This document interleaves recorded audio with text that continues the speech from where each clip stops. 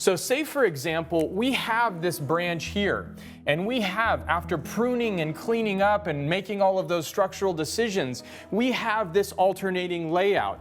It makes sense to put our bins where those pieces are on the exterior portions of those bins. It's how we create a fan-shaped pad.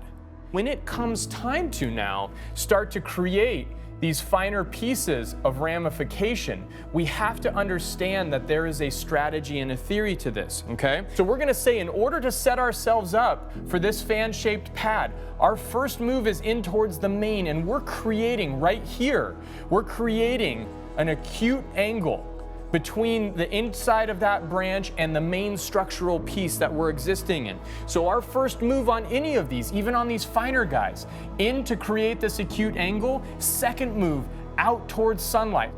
We're always gonna bring those branches in to form that efficient, acute angle in towards the main. Number two, out towards sunlight. First move is in, second move is out. First move is in, second move is out. First move is in, second move is out. And what that sets you up for, you cannot help it.